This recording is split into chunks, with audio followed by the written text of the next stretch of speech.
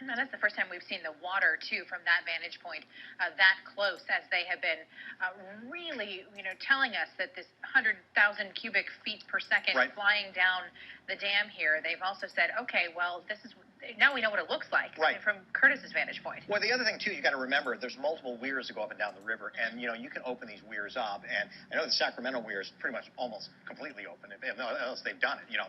We're talking that thing could take 112,000 cubic feet per second. So whatever is being sent out of that dam right now could strictly go out the weir and be fine. So you got multiple weirs. You got the Fremont, the Tisdale weir, the bypass. You've got all the Calusa weir. So they could open more of those up if need be to handle the flow coming out. But the good news is the flow coming in is 40,000 cubic feet per second. They're sending out 100,000 cubic feet per second. Lake's going down. Exactly. Which is what they need to do, so they get the choppers in there to do what they need to do on that emergency spillway, because we got another atmospheric river, more toward Thursday, Friday, Saturday of this week coming up. And we're talking, when you're looking at that, I mean, this means you have to make hay while the sun shines. I mean, literally, they know that they have just a few days here of sunshine left before they get hit again. And then we talk about the inflows into the lake. Mm-hmm. Again, this is a situation that Tony and I were addressing earlier. Many people thought, okay, well, it's sunny, we're good, everything's all right, we're going to be fine. Therein lies the problem. You're caught off guard when you're not paying attention to the fact that we've got major creeks and rivers and streams that all are feeding into this. It takes days for this moisture that comes down into the hills to get down. I mean, we're talking since Sunday, in a week, okay, there was 15 plus inches of rain on the west slope. I haven't looked at the Feather River Basin and what's coming there, but I almost guarantee you it was at least 15 inches of rain. Well, that's not just 15 inches solid. I mean, you're talking acre feet of rain, just multiple acre feet of rain. Cubic feet per second coming into the back of this thing.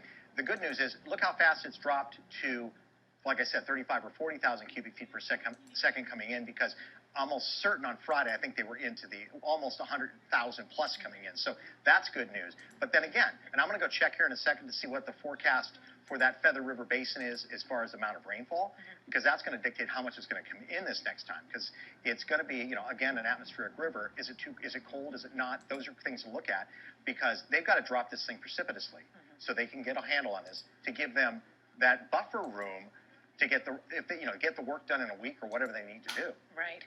Now, as we mentioned here, Dave, too, as we've been talking about this throughout the afternoon, we know we're throwing a lot of numbers at you. We know that it's 100,000 cubic feet per second, 40,000 coming in. It's a lot. It's a lot to try to wrap your head around as well.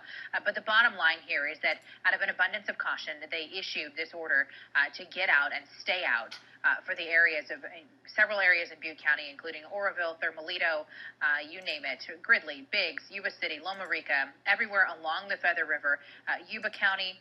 We're talking about Hallwood, Marysville, Olivehurst, Linda, Plumas Lake, Sutter County, Gridley, Live Oak, Yuba City, Nicholas. And it really, if you live along the Feather River, this is something that you really need to pay attention to. These are live pictures right now from Cal OES,